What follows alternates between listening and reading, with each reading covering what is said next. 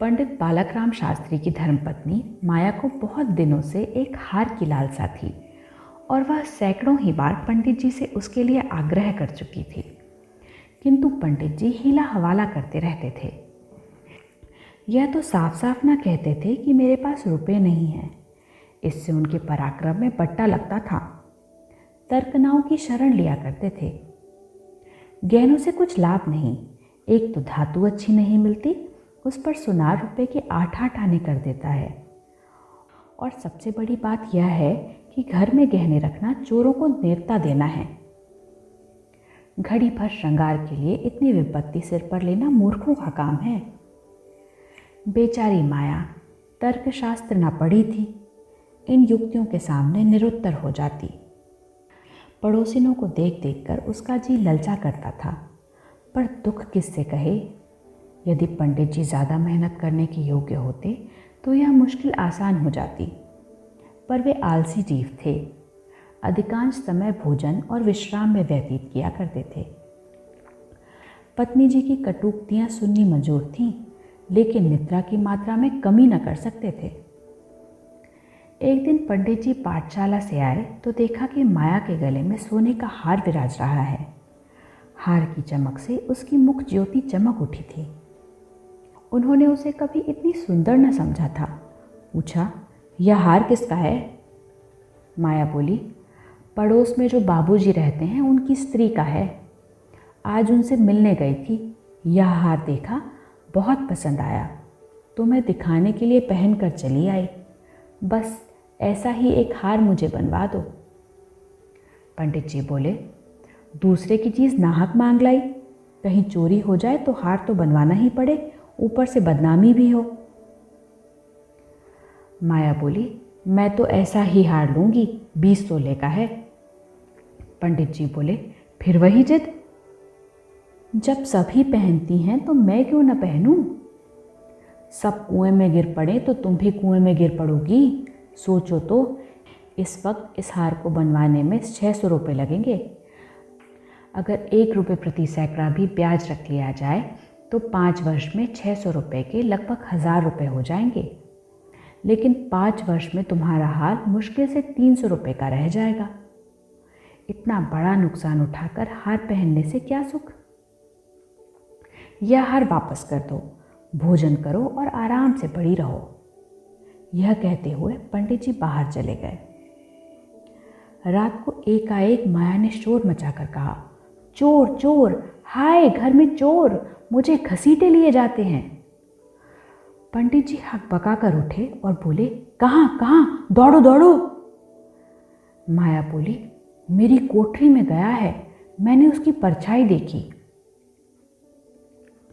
पंडित जी बोले, लालटेन लाओ, जरा मेरी लकड़ी उठा लेना। मुझसे तुम्हारे डर के उठा नहीं जाता।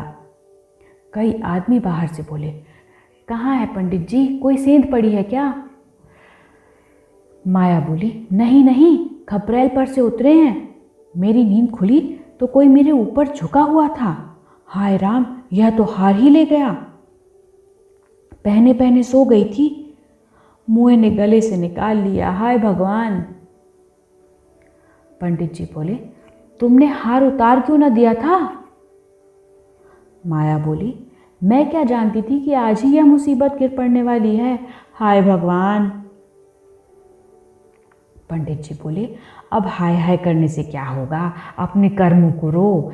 इसलिए कहा करता था कि सब घड़ी बराबर नहीं आती, न जाने कब क्या हो जाए। अब आई समझ में मेरी बात? देखो और कुछ तो नहीं ले गया। पड़ोसी लालटेन लिए आ पहुँचे। घर में कोना कोना देखा, करिया देखी, छत पर चढ़कर देखा, अगवाड़े पिछवाड़े देखा, शौचगृह में झांका, कहीं चोर का पता न था। एक पड़ोसी बोला, किसी जानकार आदमी का काम है। दूसरा बोला, बिना घर के भेदिए के कभी चोरी नहीं होती। और कुछ तो नहीं ले गया? माया बोली, और तो कुछ नहीं ले गया, बर्तन सब पड़े हुए हैं, संदूक भी बंद पड़े हुए हैं। निगोड़े को ही ले जाना था तो मेरी चीज़ें ले जाता, पराई चीज़ ठहरी, भगवान उन्हें कौन मुंह दिखाऊंगी। पंडित जी बोले, अब गहने का मज़ा मिल गया ना। माया बोली, हाय भगवान, यह अपजस गधा था। पंडित जी बोले, कितना समझा कि हार गया, तुम न मानी न मानी। बात की बात में 600 रुपये निकल गए। अब देखूं भगवान कैसे लाज रखते हैं। माया बोली, अब आगे मेरे घर का एक एक तिनका चुन ले जाते तो मुझे इतना दुख ना होता। अभी बेचारी ने नया ही बनवाया था। खूब मालूम है 20 तोले का था। माया बोली, 20 ही तोले का तो कहती थी। पंडित बोले, बधिया बैठ गई और क्या। माया बोली, कह दूंगी घर में चोरी हो गई, क्या जान लेंगी। अब उनके लिए कोई चोरी थोड़े ही करने जाएगा। पंडित बोला, तुम्हारे घर से चीज़ गई, तुम्हें देनी पड़ेगी। उन्हें इससे क्या प्रयोजन कि चोर ले गया या तुमने उठाकर रख लिया। पति आएंगी ही नहीं। माया बोली, तो इतने रुपए कहाँ से आएंगे। पंडित बोले, कहीं ना कहीं से तो आएंगे ही, नहीं तो लाज कैसे रहेगी। मगर की तुमने बड़ी भूल। माया बोली, भगवान से मंगनी की चीज़ भी न देखी गई। मुझे काल ने घेरा था, नहीं तो घड़ी पर गले में डाल लेने से ऐसा कौन सा बड़ा सुख मिल गया। मैं हूँ ही अभागिनी। पंडित बोले, अब पछताने और अपने को कोसने से क्या फ़ायदा। चुप होके बैठो, पड़ोसन से कह देना घबराओ नहीं, तुम्हारी चीज़ जब तक लौटा ना देंगे तब तक हमें चैन ना आएगा। पंडित बलराम को अब नित्य ही चिंता रहने लगी कि किसी तरह हार बने। यूँ अगर टाट उलट देते तो कोई बात न थी, पड़ोसिन को संतोष ही करना पड़ता, ब्राह्मण से डांट कौन लेता। किंतु पंडित जी ब्राह्मणत्व के गौरव को इतने सस्ते दामों न बेचना चाहते थे। आलस्य छोड़कर धनोपार्जन में दत्तचित्त हो गए। 6 महीने तक उन्होंने दिन को दिन और रात को रात नहीं जाना। दोपहर को सोना छोड़ दिया, रात को भी बहुत देर तक जागते। पहले केवल एक पाठशाला में पढ़ाया करते थे। इसके सिवा वह ब्राह्मण के लिए खुले हुए 101 व्यवसायों में वह सभी को निंदनीय समझते थे। पर अब पाठशाला से आकर संध्या समय एक जगह भागवत की कथा कहने जाते। वहाँ से लौटकर 11-12 बजे तक रात तक जन्म कुंडलियाँ, वर्षफल आदि बनाया करते। प्रातःकाल मंदिर में दुर्गा जी का पाठ करते।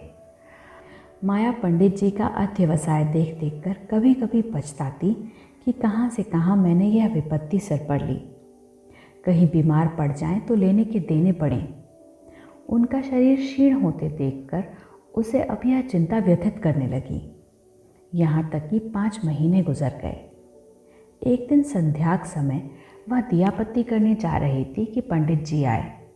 जेब से पुड़िया निकालकर उसके सामने फेंक दी और बोले, लो, आज तुम्हारे ऋण से मुक्त हो गया। माया ने पुड़िया खोली तो उसमें सोने का हार था। उसकी चमक दमक, उसकी सुंदर बनावट देखकर उसके अंतःस्थल में गुदगुदी सी होने लगी। मुख पर आनंद की आभा दौड़ गई। उसने कातर नेत्रों से देखकर पूछा, खुश होकर दे रहे हो या नाराज होकर। पंडित बोले, इससे क्या मतलब, ऋण तो चुकाना ही पड़ेगा, चाहे खुशी से या नाखुशी से। माया बोली, यह ऋण नहीं है।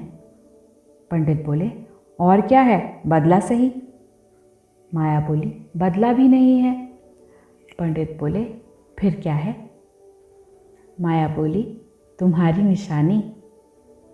पंडित बोले, तो क्या ऋण के लिए कोई दूसरा हार बनवाना पड़ेगा। माया बोली, नहीं नहीं, वह हार चोरी नहीं गया था, मैंने झूठ मूठ शोर मचाया था। पंडित बोले, सच।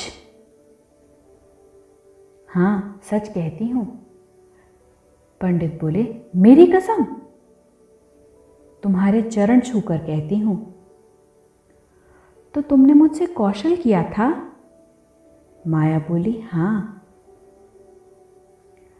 पंडित बोले, तुम्हें मालूम है तुम्हारे कौशल का मुझे क्या मूल्य देना पड़ा। माया बोली, क्या 600 रुपये से ऊपर। पंडित बोले, बहुत ऊपर। इसके लिए मुझे अपने आत्म स्वातंत्र्य को बलिदान करना पड़ा।